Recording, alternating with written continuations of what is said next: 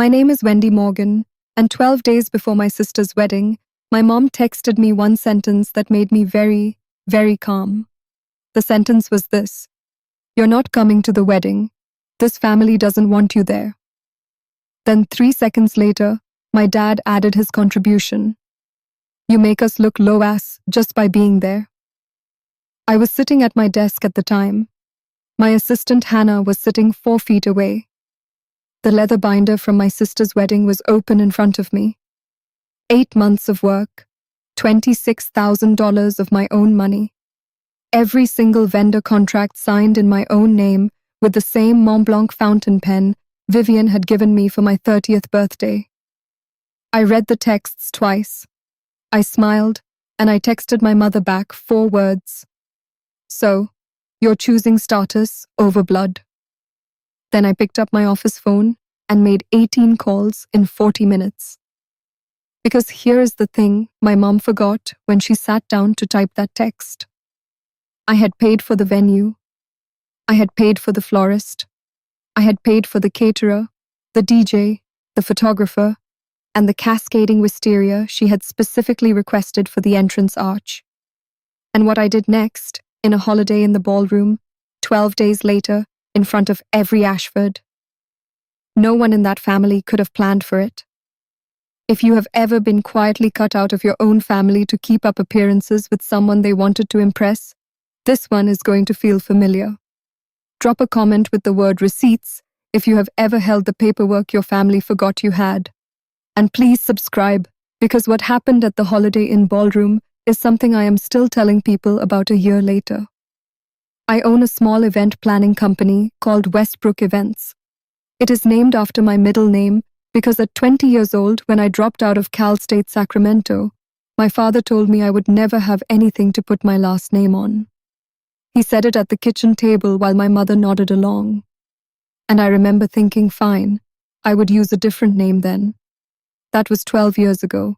Westbrook Events has 4 employees now. We do mostly mid-tier weddings and corporate retreats in the Sacramento area. We are not glamorous. We are reliable, and the vendors in this town know my voice on the phone. 8 months before that text, my younger sister Vivian had called me crying. She had just gotten engaged to Trent Ashford, and my mother had immediately taken over the wedding planning. Vivian wanted a small ceremony. My mother wanted a Crest Haven Manor reception with imported orchids. Vivian was overwhelmed, so I made an offer. I would handle every vendor personally. I would use my industry contacts to get prices nobody else could get. I would put everything on my business card and reconcile the receipts with my parents later. It would be my wedding gift to Vivian. She cried again. She hugged me. She said I was the best sister in the world. 8 months of binders, 8 months of weekend tasting menus, 8 months of bringing Vivian fabric swatches at her hair appointments because she could not get away from the salon. Every contract, every deposit, every signed page. The Mont Blanc clicked open, the signature dried, the binder closed. I did not think about whose name was on the contracts until 12 days before the wedding, when my mother told me I was not invited. The text arrived on a Tuesday at 3:47 in the afternoon. I remember the exact time because I was on a call with the rental linen company about napkin counts. My phone buzzed. I glanced down. I saw the preview from my mother. I excused myself from the call. I told the linen company I would call back in 10 minutes. I would not. But I said it. I read the first text. Then I read the second one from my father. Then I read both of them again, just to make sure I had not invented it. "You're not coming to the wedding. This family doesn't want you there. You make us look low class just by being there." I felt nothing for about 4 seconds. Then I felt something very specific.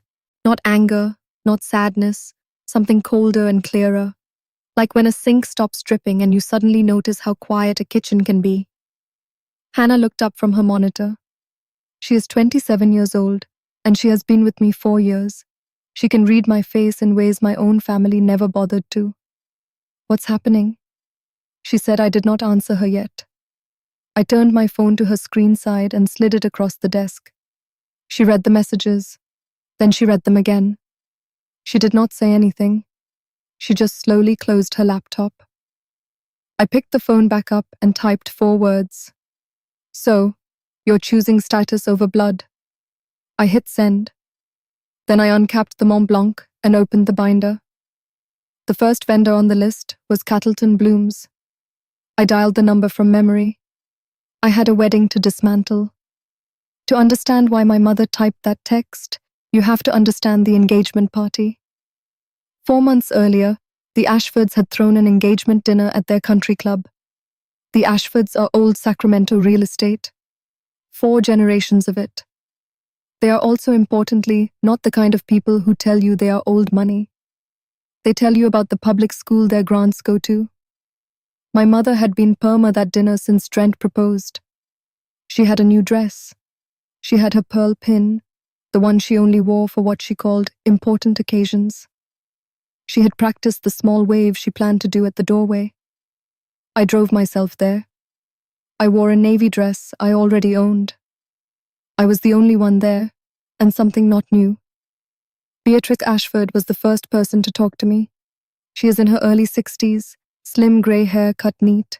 She walked over while my mother was still fussing with her clutch in the entryway. "You must be Wendy," she said. "Trent has told me about your company." I said, "Yes, that was me." She asked what kind of events I did most. I told her. She asked thoughtful questions about the staffing model, about how I managed cash flow in slow seasons, about what made a good vendor relationship. She was the most interested adult I had spoken to in 5 years. I caught my mother watching us from across the room, the pearl pin flashing under the chandelier light. Her face was doing something I could not quite read. Aunt Marjorie came over and pulled my mother toward the bar. I watched my aunt cup my mother's elbow and whisper something. My mother nodded. At the end of the night, Beatrice put her hand on my arm. "You're impressive, Wendy," she said. "Vivian is lucky to have you." I drove home thinking it had gone well. I had no idea I had just made my mother panic for 4 straight months. Hannah finally spoke. "Wendy," she said carefully, "are we cancelling the wedding?" I looked up from the binder. "We are cancelling the vendors. Whether there is a wedding is up to my mother and the Ashfords. I just won't be paying for it." She nodded slowly. "Walk me through the contracts." I flipped to the contract index. 18 vendors, Crest Haven Manor for the venue, Maison Beaumont for the catering, Catalina Blooms for the floral, Riley Bennett for the DJ, 2 photographers, the cake, the transportation, the rental linens, the dance floor, the lighting, the wisteria arch installation crew, the string quartet for the ceremony, the hair team, the makeup team, the wedding night hotel suite. Every single one had my name as the primary contract. Every single one had my business card as the payment method on file. My mother had insisted on that arrangement 8 months ago. Vendor lock-in pricing, she had called it. She did not want to think about logistics. She wanted to be a mother of the bride. I had agreed because I had thought it was a gift. I uncapped the lance and laid it on the legal pad. Hannah cleared her afternoon meetings. I drafted a checklist: vendor name, deposit, forfeit amount, final payment, cancellation amount, method of cancellation, recovery time. The Mont Blanc made a soft click when I tightened the cap. I looked at Hannah. She looked at me. "My mom is going to call in about 40 minutes, I said. "I'd rather have the first 8 done before she does." Hannah picked up her phone. "I'll start the call queue from my line. You take the venues and catering. I'll take florals and transportation. Go." I dialed Catalina Blooms. Catalina Blooms picked up on the second ring. "Catalina, this is Wendy at Westbrook Events. I need to cancel the Morgan Ashford wedding order, the full order." "Today?" Catalina paused. "We have known each other for 6 years. She runs the best floral shop in the Sacramento corridor. I have given her referrals worth probably $9,000 over our working relationship. Wendy, are you all right?" "I'm fine. I need the cancellation in writing within the hour." I understand I forfeit the $4,200 deposit. I need you to void the $7,800 final payment that auto-drafts on the 5th. Please confirm both in the email. Done, she said. She did not ask further. She knows this business. She knew that whatever had happened, I did not want to talk about it. The email landed in my inbox 4 minutes later. I drew a line through Catalina Bloom's with the Mont Blanc. I dialed Maison Beaumont. Same conversation. 2,000 forfeited. 9,400 voided. Confirmation in 7 minutes. Line through Maison Beaumont. Riley Bennett, the DJ. He is a friend. He refunded the entire deposit because he said he was on call that night anyway and could rebook. Line through Riley Bennett, the transportation company. Voided in 3 minutes. The string quartet refunded in full at my request. The cake was the only one that hurt. It was custom. The baker had already milled the lavender for the buttercream. I asked her to keep the lavender batch and the design notes for one of my upcoming clients. She said yes. $300 forfeited, $1,800 voided, 11 lines through 11 vendors in 26 minutes. The Mont Blanc was warm in my hand. I muttered to myself while I marked off the orchid order. Low class. Yeah, low class doesn't deliver orchids on time. Low class doesn't know the cancellation clause. Hannah looked up at me. She did not laugh, but her shoulders relaxed. We had 7 vendors left. My phone started lighting up around 4:22. The first call from my mother. I ignored it. The second ignored. The third went to voicemail. I did not listen. The fourth and fifth came in back-to-back at 4:31. I turned the ringer off completely. I would not be the one losing focus. Hannah was working through the transportation rental and the lighting crew. I picked up the next contract. At 4:36, my phone lit up with a text from Vivian. Wendy, please pick up. Mom says you're being dramatic. Please. I read the message. I put the phone face down. I did not reply. Hannah looked at me. Vivian. Vivian, I confirmed. Mom told her I'm being dramatic. What did the text say? Mom probably hasn't told her what she actually wrote. She told Vivian I'm having some kind of meltdown. Hannah nodded. She did not push it. She handed me the rental lines in confirmation already. I drew the line. At 4:41, my mother left a voicemail. The phone showed the duration. 2 minutes, 11 seconds. I did not play it.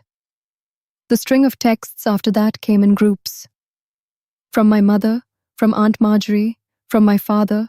Finally at 4:53, Wendy, your mother is upset. Call her back. I did not call him back. I did not call her back. I had Crest Haven Manor to cancel, and I wanted to do that one in person. I checked the binder. The venue contract was at the front. $18,000 in final payment. Scheduled to auto-draft Friday morning. $4,000 deposit forfeit on cancellation. I picked up the phone and dialed the direct line to Eric, the venue manager at Crest Haven. I had $18,000 to pull back from the brink. Eric picked up on the first ring. He always does. Wendy, tell me good news. Eric, I'm cancelling the Morgan Ashford wedding. Full cancellation tonight. He was quiet for 2 seconds. Then he said, Wendy, the deposit is $4,000. The final 18 is set to draft Friday. You're losing the $4,000 on cancellation, but I can stop the 18 if you confirm in the next 30 minutes. Confirm. Refund the 18 to the card on file. I want the cancellation email tonight. He took a breath. Are you sure? I'm sure. Wendy, you realize what this means for them? We are 11 days out. I realize, Eric. They have 11 days. I have a checkbook with 3 blank weeks of capacity. Send the email. He sent it 16 minutes later. Subject line, Crest Haven Manor. Cancellation confirmation. Refund of $18,000. Processed to Westbrook Events business card, ending in 4482. Deposit forfeit. $4,000. I drew the line through Crest Haven with the Mont Blanc. The binder had 4 vendors left. I would handle them in the morning. I leaned back in my chair. I looked out the window.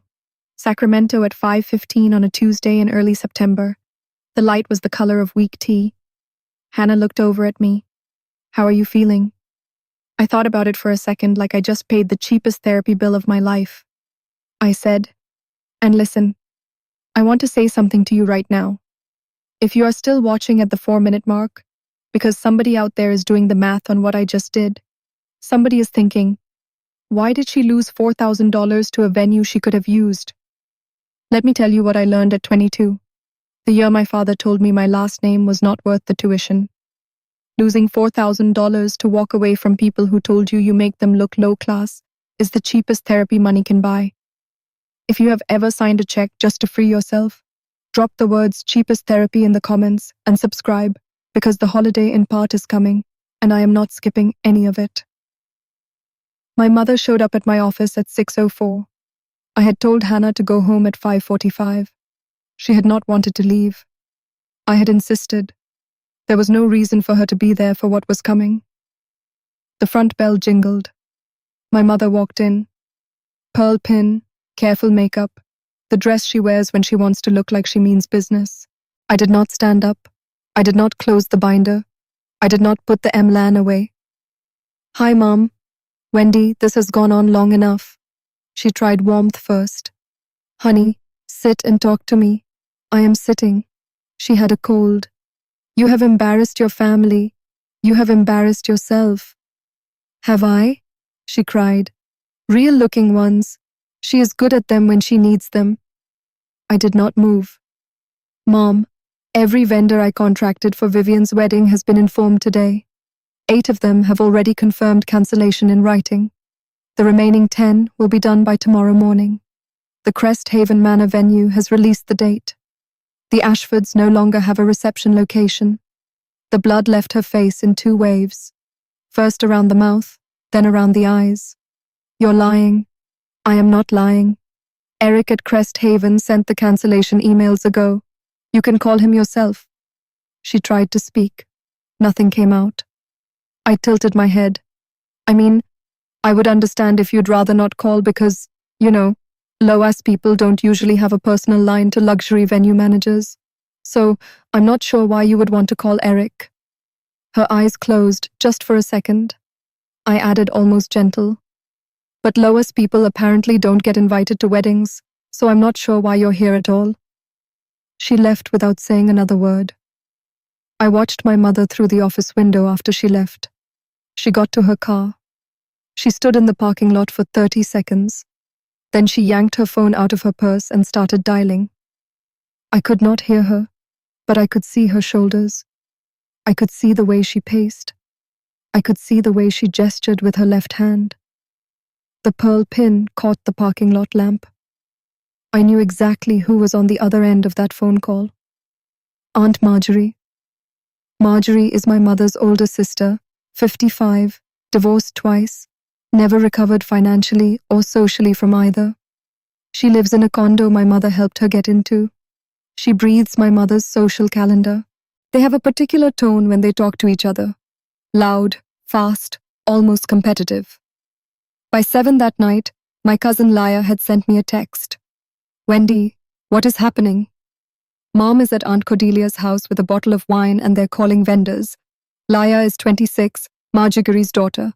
She has never quite been on her mother's wavelength. We are not close exactly, but we are friendly. "They're calling vendors," I typed back. "What do you mean?" "They're trying to threaten them, like telling them they'll get bad reviews if they don't honor the original contracts." I laughed out loud in my empty office. I actually laughed. "Leela, the contracts are in my name, not theirs. I figured they're not having a good time over here." A pause, then added casually, "Have you seen the family chat lately?" I read the line twice. "What family chat?" "Oh," Laya wrote. "Oh, Wendy, the group with Mom, your mom, and your dad. They've been planning to ease you out for like 2 years." I sat very still. I asked her to tell me everything. Vivian rang my doorbell at 10:03 that night. I was home for an hour. I had not made dinner. I had been sitting on my couch with the blank in my hand and Laya's last text on my screen. I opened the door. Vivian's mascara was halfway up her face. Wendy, why are you doing this? I stepped aside. She came in. She sat down on my hallway floor without taking her coat off, which is something I had not seen her do since she was 11. I sat across from her. The hallway is narrow. We could have touched our knees if we tried. Vivian, did you know Mom texted me and called me low class? She didn't mean Vivian. She didn't Vivian. She typed the words. Dad followed up with his own version. Both texts are on my phone right now. She looked at the floor. Why didn't you call me? She asked. Vivian, you're the bride. I wasn't going to call you 11 days before your wedding crying about Mom. I was going to handle it the way I handle everything. By canceling everything, by taking my name off contracts I signed because I thought I was helping you. Mom decided I wasn't family. I decided not to pay for family events anymore. She put her face in her hands. After a long minute, she looked up. Wendy, did Mom really say I'm worth more than you? I considered lying. I did not. No, Vivian, she said. You embarrass her less. She flinched. I have not seen Vivian flinch since we were kids. She got up. She wiped her face with her sleeve. She looked at me for a long second. Wendy, I need to think. Okay, I'm not on her side. Vivian, I love you, but you need to decide if you're mine. She left. The door clicked. I sat in the hallway for another 20 minutes. Then I went to find Vivian's laptop. Vivian had left her laptop at my apartment 2 weekends earlier. She had been working on table arrangement diagrams while I plated cheese for both of us. She had said she would come pick the laptop up after the menu meeting on Saturday. Saturday had come and gone. The laptop was on my entry table under a stack of mail. I opened it. The lock screen took her thumbprint or a passcode. She had never set a password. Her Messages app was open in the browser tab. I scrolled through the sidebar. Most threads were normal. Bridesmaid chats, Trent, the dress fitter. At the bottom of the sidebar, with the indicator showing a small red dot, was a group thread. The thread was named M and D and Marge. Mom, Dad, Marjorie. Vivian had been added to the thread for some logistics questions 2 weeks ago. She had not muted it. The messages kept coming. I scrolled to the top. The thread had started in March of 2024. 2 years ago, 3 months after my 30th birthday, 3 months after Vivian gave me the Mont Blanc. The first message was from my mother. After the wedding, we need a plan to phase Wendy out. She doesn't need to come to every holiday. The second message from Aunt Marjorie. She's a lot, Cordelia. She means well, but it's a lot. The third from my father. Agreed. She doesn't fit the picture. Let's see how the engagement goes. I sit down at my kitchen counter. I scrolled September 2024. Marjorie says, Beatrice asked about Wendy's business at the engagement party. We need to redirect those conversations. She's not their kind. December 2024. Beatrice mentioned Wendy looked capable at the Christmas house. I am losing my mind. February 2025 plan. After rehearsal dinner, Wendy stays home with a work emergency. Vivian agrees. August 2025, last week, 8 days before my mother sent the text. We need to handle the wedding invitation directly with Wendy. She has to think she chose to step back. I uncapped them en blanc. I opened a fresh legal pad. I started writing down the dates. I searched the thread for the phrase low class. The first hit was from Aunt Marjorie 11 months ago about a Christmas dress I had worn. The second was from my mother 6 months ago about my hair. The third was the one from this Tuesday. I screenshotted every single message. I did not cry. I just kept writing. I could have confronted my mother that night. I did not. I sent the screenshots to Iris Peterson, my college roommate, who is a paralegal in a divorce firm and who has watched me handle worse moments than this from a distance. Her reply came at 12:41 in the morning. Wendy, these are receipts.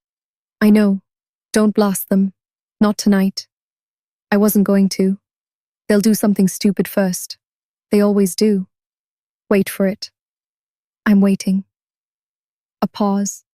Then she sent, "And don't tell Vivian what you saw on the laptop." Yet, I did not tell Vivian. I closed the laptop. I placed it back under the stack of mail. I sent Vivian a text that said only, "Thanks for stopping by. I love you. Talk tomorrow." She did not reply. I made tea. I sat on my couch. I considered my options. I could send screenshots to my mother and watch her implode. That would feel good for an hour. Then it would be over. I could send the screenshots to Trent Ashford. That would be more useful. But it would also feel like I was using Beatrice. I did not want to do that. Or I could wait. I decided to wait. Whatever happened next, my mother was going to do it to herself. She always did. I went to bed at 2 in the morning and slept for 9 hours. I had not slept that well in a year. My mother called Trent Ashford on Wednesday morning. I know this because Leela texted me at noon. "Wendy, Mom is here. Aunt Cordelia called Beatrix last night to explain that you are having a breakdown and ruining the wedding for spite." "Oh boy." I typed back Wendy. Beatrix's response was, "I would like to speak with Wendy directly." I stared at the message, then I laughed, then I made coffee. If you have been watching for a while now, and you have ever sat in a kitchen watching a parent rewrite reality in front of you in real time, drop the word rewrite in the comments below. Because here is what is about to happen. My mother is about to find out that Beatrice Ashford did not get to be Beatrix Ashford by listening to whispers in country club hallways. Beatrice asks, and then she asks again, and then she looks at the paperwork. Beatrix's secretary called me at 4:14 that afternoon. I had been expecting the call. She was warm, pleasant, direct. "Miss Morgan, Mrs. Ashford would like to invite you to her home for tea on Friday afternoon at 3:00 if you are available." "I am available." "Mrs. Ashford asks that you bring any documents related to the wedding planning. She mentioned vendor contracts, receipts, whatever you have. I will bring the binder. Thank you, Miss Morgan. We look forward to seeing you Friday." I hung up. I packed the binder. I made copies of everything in it. I made a separate manila folder of the printed group chat screenshots. I put it all together with my bonbons clipped to the cover. I had 3 days to get my thoughts in order. I knew exactly what I was bringing. Friday afternoon, 2:57. The Ashford home was in an old Sacramento neighborhood I had only driven through. The street was lined with valley oaks. The houses were set back behind low picket fences. Beatrix's house was a craftsman with a green door and a porch swing. There was no gate. There was no doorman. There was Beatrix in a beige cardigan holding the screen door open. "Wendy, come in. The tea is hot." The interior was tasteful in a way that is hard to describe if you have not seen it. Old rugs, not new. A bookcase that went floor to ceiling. A piano that was clearly used. No gilt. No statement art. A black and white photograph of a man in a mechanic's overalls hung above the fireplace. She poured the tea herself. Earl Grey. Real porcelain cups. No cookies on a tray. Just the tea. "Wendy, what is happening?" I placed 3 sheets of paper on the small table between us. The first sheet was the master list of cancelled vendors with dollar amounts. The second sheet was the original Crest Haven contract with my signature and Westbrook Events as the contract. The third sheet was the bank statement showing $26,000 and change paid out over 8 months from my business account to my mother's wedding vision. Beatrice put on a pair of reading glasses I had not noticed. She read each sheet slowly. She did not skim. She read. After about 3 minutes, she looked up. "Your mother told my husband at the engagement dinner that your business was, and I am quoting, a side hobby Wendy does on weekends. I employ 4 people.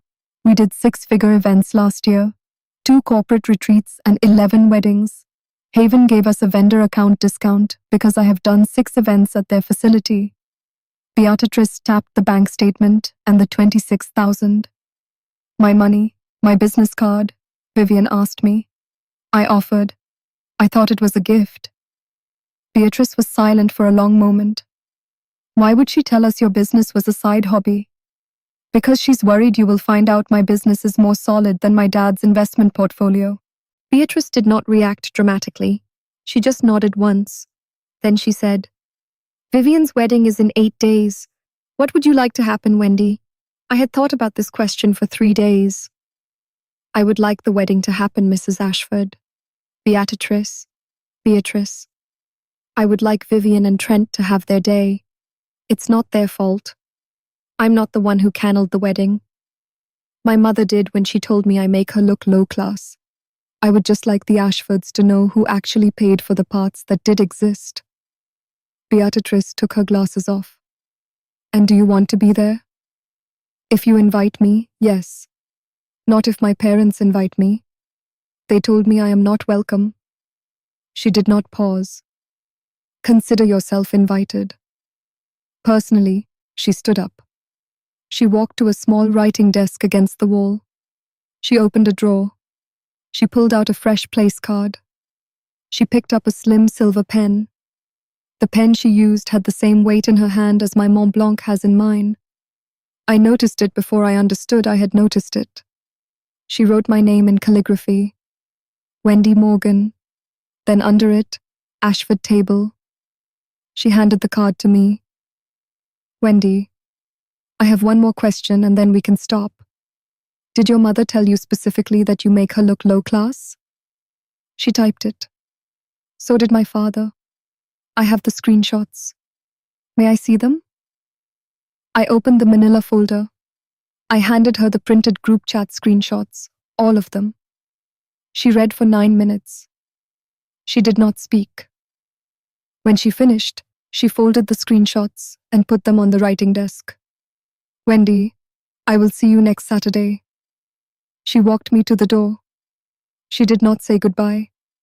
She squeezed my hand once. The grip was steady and warm. I drove home with the place card on the passenger seat. My mother and father spent the next 4 days trying to find a replacement venue. Laya kept me informed. They called Crest Haven and tried to UNC. Eric was polite. He told them the date had been released to a corporate retreat. He told them this in the voice of a person who had been briefed. They called the Sterling Hotel, booked through the season. They called the Hyatt, booked. They called the Vineyard at Folsom, booked. The summer wedding season in Sacramento books 8 months out. There were no luxury venues available on 11 days' notice. By Thursday morning, they had settled on the Holiday Inn near the airport, conference ballroom, fluorescent lighting, drop sailing tiles, a buffet contract, because the Holiday Inn did not do plated dinners. My mother sent an email to the extended family explaining the venue change. The reason she gave was, and I am quoting, due to Aunt Marjorie's hearing aid technician being closer to the airport, sent me a screenshot of the email with a single laughing, crying emoji. The new caterer was a panic booking. The original membage was a buffet of teriyaki chicken, mashed potatoes, and a vegetarian pasta. My mother and father paid $14,000 for that buffet because the Holiday Inn knew they were 11 days out. The new florist was a wholesale grocery store order. White roses and baby's breath in plastic vases, about $300 total. The wedding cake was from the Costco bakery. My mother told everyone it was a stylistic choice, a return to simplicity, she said. My father told the country club that there was a venue construction issue at Crest Haven. Nobody at the country club believed him. I did not contact anyone in my family for the rest of the week. I bought a navy dress I already owned out of my closet, and I hung it where I could see it. Vivian came to my office Friday afternoon, 3 days before the wedding. She wore no makeup. Her hair was in a loose bun. She had not slept much. Wendy, Mom said you went behind her back to Beatrice. I closed the binder. Beatrice invited me to tea at her home. Vivian sat down across from my desk. She did not take off her coat. Mom is saying you're trying to ruin the wedding, Vivian. I'm coming to the wedding. She looked up sharply. You're coming? Beatrice invited me personally. She wrote out a place card. I'm sitting at the Ashford table. Vivian's face moved through 3 emotions in a row. Surprised eyes, then relief, then a complicated kind of fear. Mom is going to lose it. Mom has been losing it since the engagement party. Vivian, you just didn't see it. I didn't see it either until this week. What do you mean? I considered telling her about the group chat. I decided not to. Not yet. Not before the wedding. I mean that Mom has been calibrating for the Ashfords for 2 years, and I was the part of the picture she couldn't figure out how to crop. Vivian's eyes filled. She did not cry. She just held them open until they cleared. She pointed at the blank on my desk. Can I have it back? I looked at her. I looked at the pen. It was a gift, Vivian. From you to me for my 30th. It's mine. She nodded. She did not push. She did not argue. She just looked at the pen for a long second. The way you might look at something you almost broke and then realized you did not get to break. Wendy, I love you. I love you too. She left. I uncapped Mont Blanc. I signed 3 contracts that afternoon. The day before the wedding, I did very little. I went to the office in the morning. I signed paperwork for a new corporate retreat client. I had coffee for Hannah. I told her she did not need to come in on Saturday. She would be at her sister's barbecue. Good. I went home at 3. I washed the navy dress. I steamed it. I laid it across my bed. I tried on a small pair of earrings, not pearl, plain silver studs. I sat on the edge of my bed and looked at the dress for a long time. Hannah texted at 6. Are you okay tomorrow? Best I've been in a year, I typed back. She sent a heart. Iris messaged at 7. She had stopped by my apartment that afternoon and dropped off a sealed envelope at my door. Inside the envelope were 2 cleaned copies of the group chat screenshots with a sticky note. The sticky note said, "In case you need them, I'm rooting for you." I slid the envelope into my clutch. I made dinner. I ate alone. I watched the light leave the kitchen. At 9, I thought to myself very clearly in the dark of my own apartment, the only person who heard it being me. The low class doesn't pay deposits. I do. I slept 8 hours. The Holiday Inn near the airport, Saturday, 4:07 in the afternoon. I parked my car in a regular hotel guest spot. I walked up the sloped concrete entrance. There were 2 columns of beige stone on either side of the lobby doors. They were trying very hard to look like a venue and not a roadside hotel. The lobby had the smell of fluorescent carpet cleaner. A sign on an easel said, Morgan Ashford Wedding Ballroom B. The font was the holiday and corporate font. There was a directional arrow. I followed the arrow. The hallway carpet was diamond patterned. The drop ceiling tiles had brown water stains in 2 places. Someone had set up a little floral arrangement at the entrance to Ballroom B. White roses, baby's breath, grocery store quality. My mother was standing at the door. She wore the same dress she had worn to the engagement party, the pearl pin, heels. She was greeting cousins. She had her social face on. She saw me coming down the hallway. She froze mid-handshake with my cousin Brett. Her hand went rigid in his. Brett looked confused. My father, who was 3 feet behind her, turned around when he saw her freeze. He turned a shade of grey I had never seen on a living human. Aunt Marjorie, who was standing near the gift table, said audibly across the hallway, "What is she doing here?" I kept walking.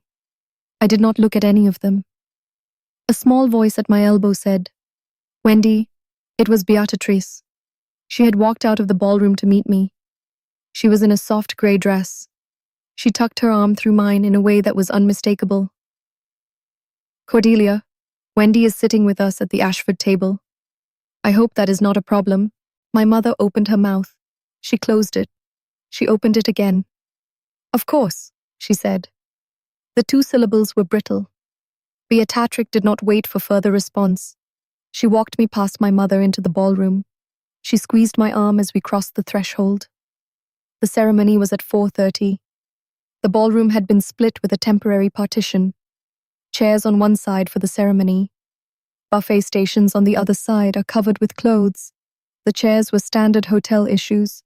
They had been wrapped in white covers with cheap sashes. The sashes were tied unevenly. Vivian came down the makeshift aisle in her dress. The dress at least was beautiful. She had paid for that herself. Trent waited at the front. He looked steady.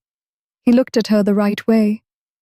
Whatever else was happening in this family, he was the right person for her. I sat at the Ashford table near the front. Beatrice on my right, Gerald Ashford, Trent's father, on my left. Gerald is 64, quiet, the kind of man who watches more than he talks. It was the standard ceremony. Vivian read her vows. Trent read his. They exchanged rings. It took 30 minutes. My mother kept turning her head to look at me. My father's jaw was locked the entire time.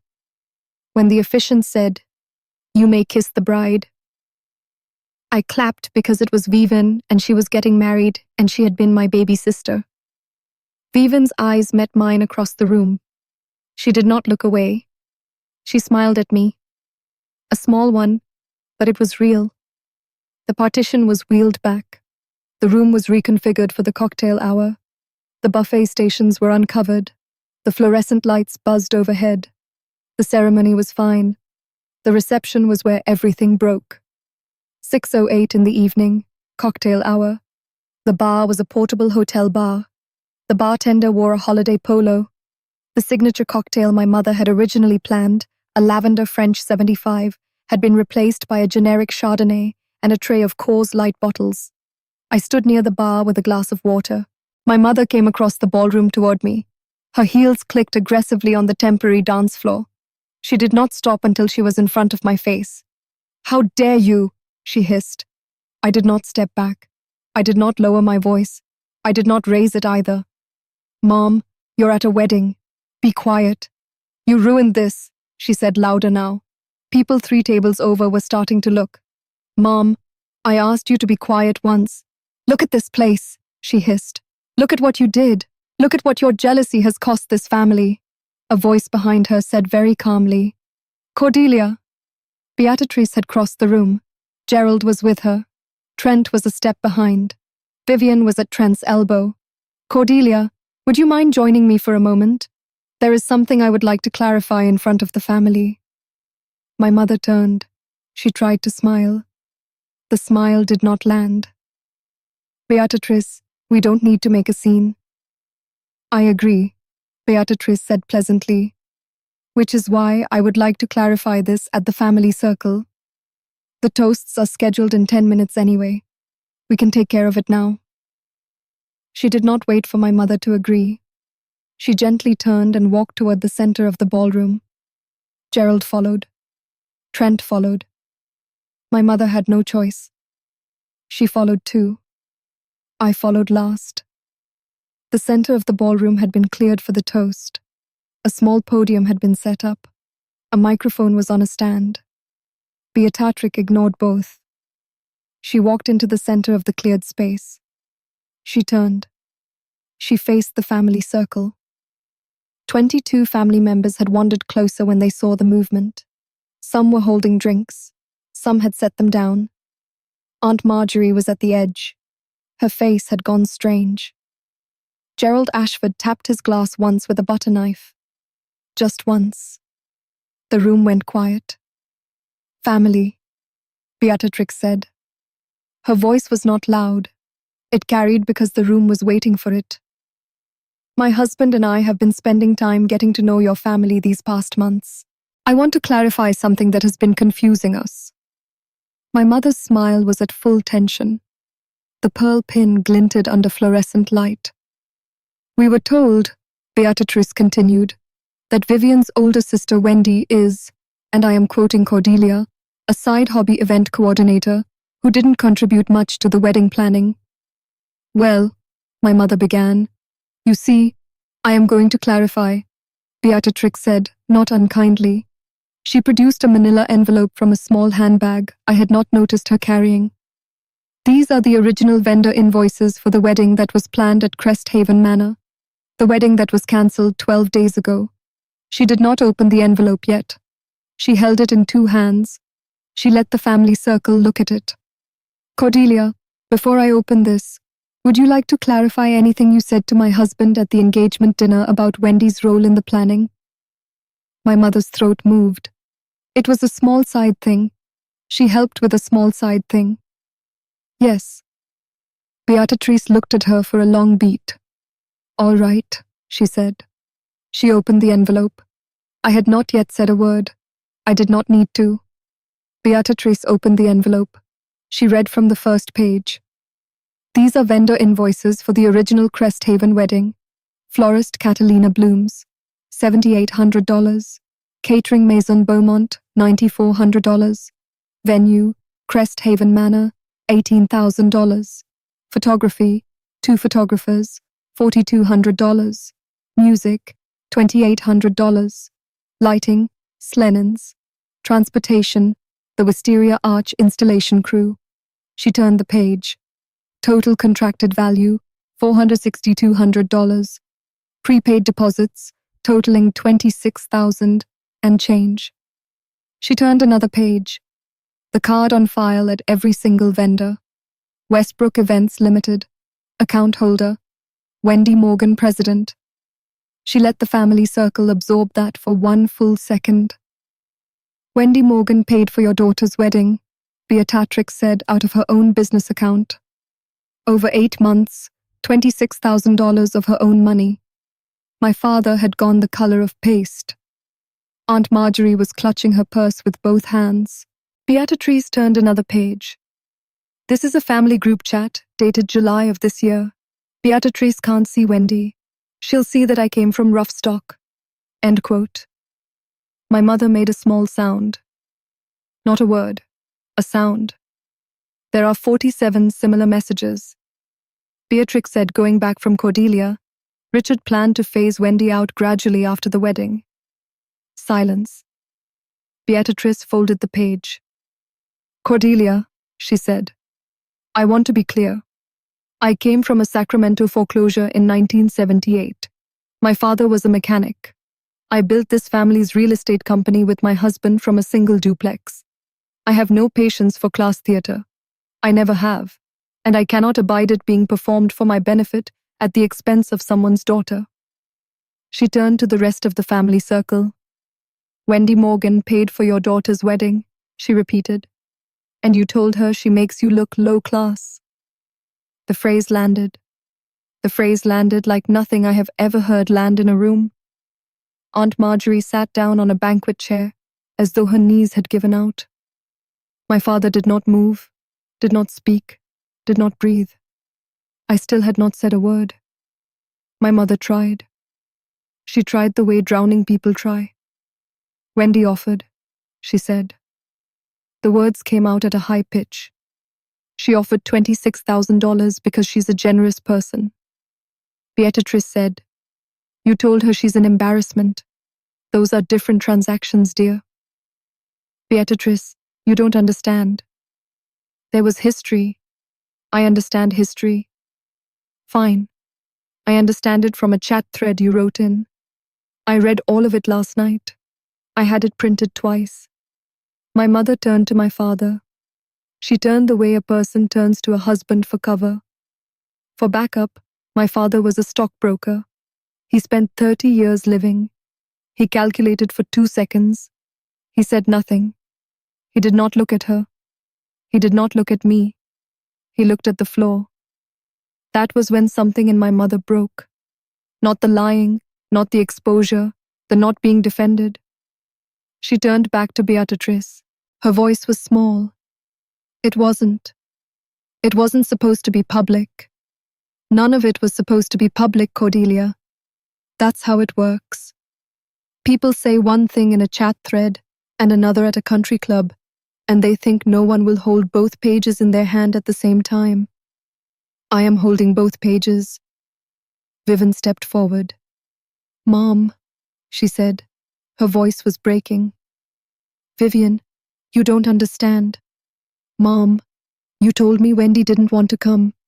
You told me she was sick. You told me last week she was choosing to step back. Vivian, Mom, I understand. Fine. Vivian crossed the open floor. She walked all the way to me. She stood beside me. She did not take my hand. She just stood beside me. It was enough. I spoke once at my sister's wedding. It was not toast. It was 3 sentences long. I looked at my mother. Her makeup was sliding in a way that was new to me. Her pearl pin was crooked at the collar. I said, Mom, you told me I make this family look low class. My voice was very level. I realize now the calmest my voice has ever been in a public space. You spent 2 years strategizing how to make me feel like I chose to leave. I didn't choose. I just stopped paying for people who wouldn't say my name. I did not raise my voice. I did not pause for effect. I did not perform. I turned to Vivian. Vivian is happy. Trent is a good person. I leaned in and kissed my sister on the side of her head. The way I used to when she was 11. The way I had not done in 7 years. Then I walked toward the door. Beatrix's hand brushed mine as I passed her at the edge of the family circle. Drive safely, Wendy, she said softly. I walked across the diamond-patterned hallway carpet. I walked past the cousins frozen at the gift table. I walked past my father, who finally looked up at me as I went by, and whose face had no expression on it, and I did not stop. I walked out the lobby doors. I walked across the sloped concrete entrance. I walked to my car. I got in. I sat there for 40 seconds. I started the engine. I drove home in the evening light. Sacramento at 6:45 in September. Pink sky over the valley oaks. I did not cry until I got into my own driveway. Then I cried for about 10 minutes. Then I made tea. I was home by 8. My phone had been on silent in my clutch. I took it out. 23 texts, 8 missed calls. I scrolled through Hannah at 6:52. Iris texted me. Are you okay? Iris at 76. Beatrix was a queen. I love her. Are you okay? Lil 710 says, I am crying. You were perfect. Aunt Marjorie left 10 minutes after you did. They are saying nothing. 2 of the original Crest Haven vendors had heard through the industry grapevine. Eric at Crest Haven sent, whatever happened tonight, your account is in good standing always. I did not open my mother's voicemails. I did not respond to my father's 2 texts. I made tea. I sat on my couch. I watched the steam. On Tuesday, 3 days later, a small cream-colored envelope arrived in my mailbox. Beatrix's handwriting, a short note. Wendy, thank you for what you did, and for what you did not do. I would like to have you tea quarterly going forward. Beatrix. It was signed in the same silver pen ink as my place card. I put the note on my refrigerator. On Sunday afternoon, Vivian had texted, I am so sorry. I see it now. I replied, I love you. I need a while. She had replied, take as long as you need. I had sat down on the phone, and I had not opened my social media for 2 days. That was enough. 6 months later, Westbrook Events had booked 3 weddings through the Ashford Connection Network. Beatrice never said she was sending people my way. She did not need to say it. People talk. I reinvested the recovered $18,000 into a second coordinator hire. Her name is Priscia. She is 24, and she is sharper than I was at her age. The $4,200 I lost to the Catalina Blooms deposit came back to me through a new corporate retreat client within 2 months. My mother had called once in October. I did not pick up. She left no message. My father had sent a holiday card in December. I mailed it back unopened. Aunt Marjorie was quietly dropped from the country club Christmas list. I heard about it from Laya over coffee. Vivian and I had been meeting for coffee once a month since November. Slow, neutral. Trent came twice. He is a good person. He apologized for what he did not see. I told him I did not blame him. Beatrice and I had tea quarterly as promised. We talked about business mostly. Occasionally we talked about Vivian. We did not talk about my mother. I still used the Mont Blanc. I had signed 47 new contracts with it since the wedding. The pen lived on my desk next to the leather binder of every event I have ever planned. Status doesn't pay deposits. I do, but not for people who won't say my name. If you have been with me until now, here is what I learned. The people who tell you you make them look low class are usually telling you what they are most afraid you will find out about them. My mother had spent 30 years climbing a social ladder that Trent Ashford had never even seen. My mother had built her sense of self on rungs other people had nailed to the wall. When I started to look capable, when I started to look like I might be more solid than her own structure, I became the threat. I had to be moved out of the picture gently before anyone Beatrice's height noticed me. She did not move me out of the picture. I moved myself. That is the difference. That is my story. If you have ever held the receipts your family forgot you had, keep them quietly. Some people need to be paid in mirrors. Drop a comment with the word receipts. Hit subscribe, and I will see you in the next.